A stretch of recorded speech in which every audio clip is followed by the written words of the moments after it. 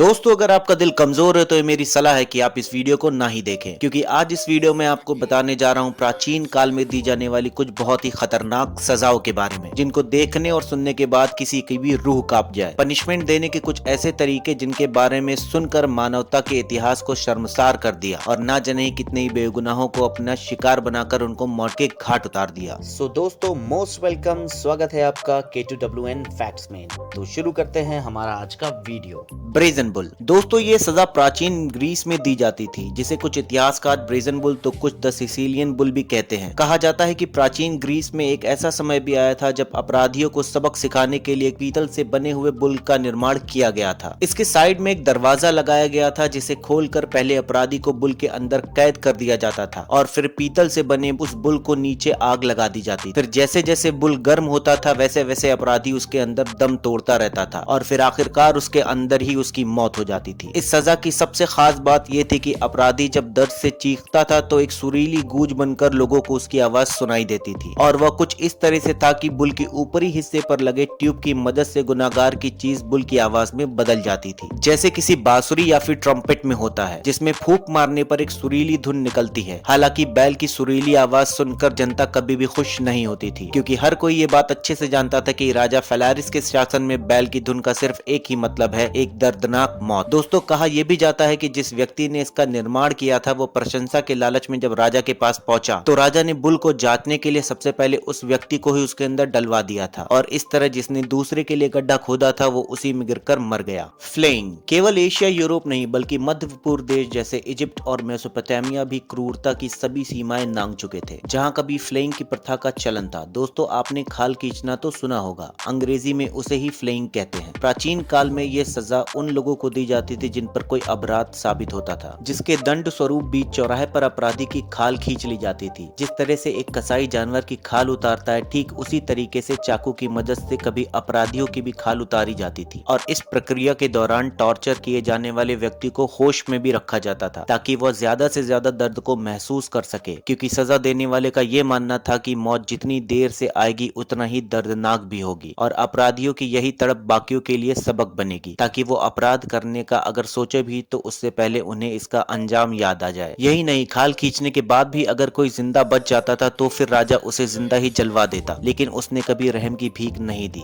Boiling. वैसे तो ये सजा इतिहास की सबसे कॉमन सजाओं में से एक है, लेकिन इसकी निर्दयता किसी भी अन्य सजा से बिल्कुल कम नहीं है। जी हाँ दोस्तों, ईस्ट एशिया और इंग्लैंड में कभी लोगों को खौलते हुए पानी में सिर्फ इसलिए जिंदा डाल दिया जाता था क्योंकि उसने जाने अनजाने में कोई अपराध किया होता है, और ऐसे अपराध की सजा ये थी कि उसे खौलते हुए पानी में तब तक रहना होगा जब तक कि वो मर नहीं जाता। केवल पानी ही नहीं, कई बार तो तेल और कई बार तो खौलते हुए तार में भी जिंदा डाल दिया जाता और उबले हुए उस शव को मछलियों के हवाले कर दिया जाता था, जिसे मछलियों का झुंड पलक झपकते ही खत्म कर देता था। Iron chair torture. दोस्तों, आप सोच भी नहीं सकते कि उस आदमी पर क्या बीतता होगा जो ये सजा से गुजरता होगा। 1500 किलो की मदद से बनाई गई वो कुर्सी जिस पर सजा के तौर पर अपराधी को बैठाया जाता था, और बैठते ही वो सारी कीलें उसके अंदर घुस जाती, जिसके बाद वो आदमी बर्दाश्त ना कर पाने वाले दर्द को तब तक झेलता रहता था जब तक वो मर नहीं जाता था। दोस्तों, इस सजा की शुरुआत अपराधी से सच बुलवाने के लिए की गई, जिसमें अगर कोई भी इंसान इन कीलों के टॉर्चर के बाद भी मुंह नहीं खोलता था तो फिर कुर्सी के नीचे जलते हुए अंगारे रख दिए जाते थे, जिसका नतीजा ये होता था कि जैसे जैसे कुर्सी में लगी कीलें गर्म होती थी, कीलों की वजह से शरीर भी पकने लगता था, जिसका दर्द इतना खतरनाक था जिसका आइडिया कोई भी नहीं लगा सकता। हालांकि इस यातना के बाद भी अगर कोई व्यक्ति अपना जुर्म कबूल नहीं करता था तो फिर उसे छोड़ दिया जाता था, ये मानकर कि वो बेगुनाह है। लेकिन जिस तरह आज जेल से छुटकर लोग फिर से अपनी जिंदगी की शुरुआत करते हैं, आयरन चेयर टॉर्चर के बाद जिंदगी की दूसरी शुरुआत तो छोड़िए, खुद जिंदगी भी दूसरा मौका नहीं मिलता था।